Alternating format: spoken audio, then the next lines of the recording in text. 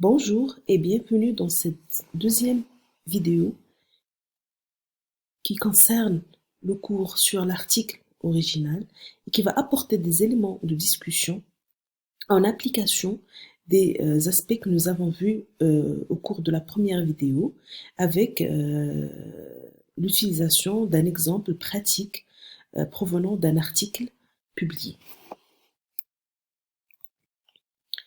Donc, commençons par le titre de l'article. Donc, ce titre a été traduit de l'anglais.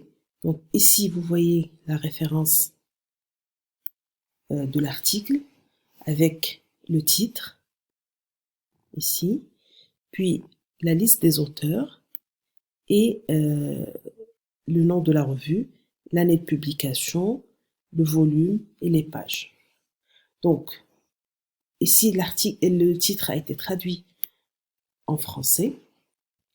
Et là, je vous invite à bien examiner le titre et à essayer d'identifier les caractéristiques de ce titre en se basant sur les éléments que nous avons vus lors de la première présentation.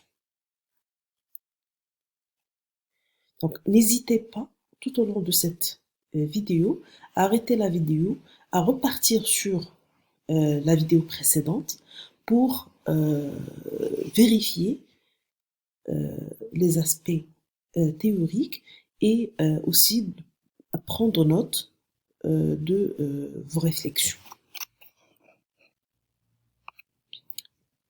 Donc, si nous passons à l'introduction, quelques extraits de l'introduction de l'article ont été traduits en français pour essayer d'illustrer les concepts que nous avons vus. Donc, l'idée ici, c'est d'examiner chaque phrase de ces extraits et de vous poser la question, quel est l'objectif de cette phrase, quel est son rôle dans la section introduction, est-ce que vous trouvez qu'il y a des manques par rapport à ce que nous avons vu. Voici la suite.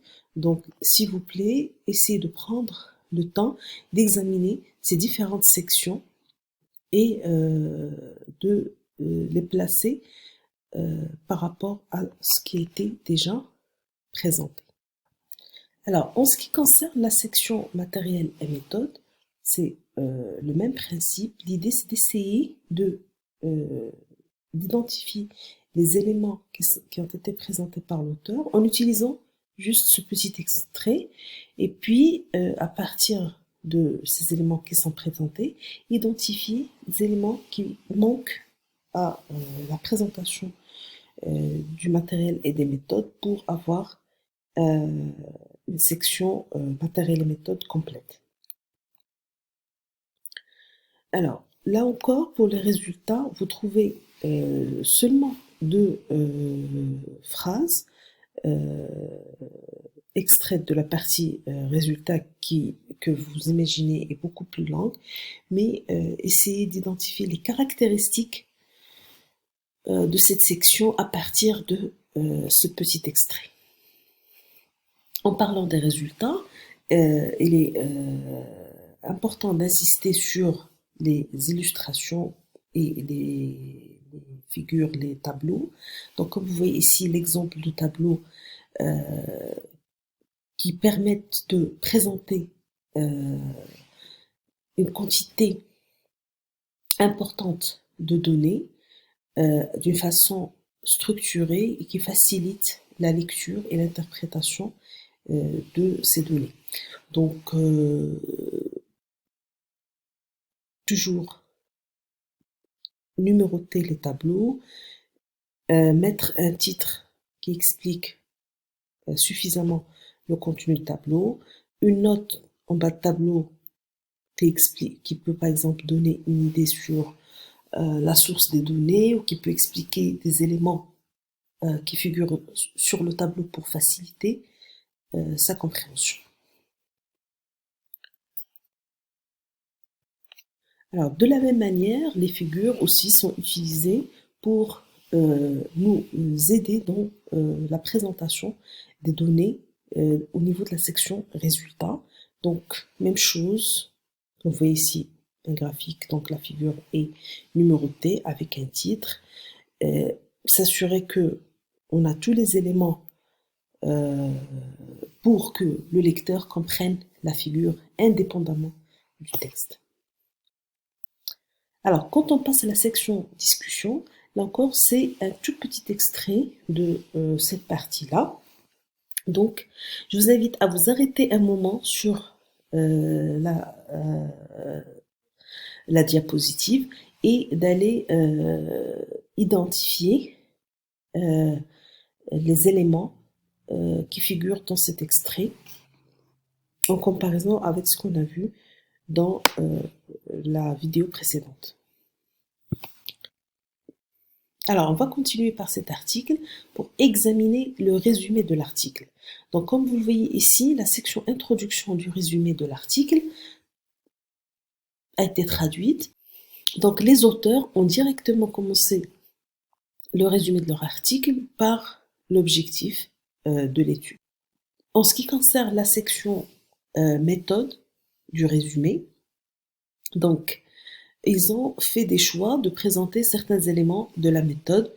Donc, je vous invite à lister ces éléments qui sont présentés et à les comparer par ce qui était recommandé dans les aspects théoriques déjà vus. Donc, la méthode est présentée sur 2 diapositives, comme vous le voyez ici. Alors, ça c'est la traduction de la section résultat du résumé.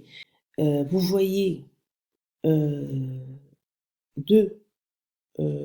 paragraphes et là encore, vous êtes invité à examiner ces 2 paragraphes. Voici la deuxième partie.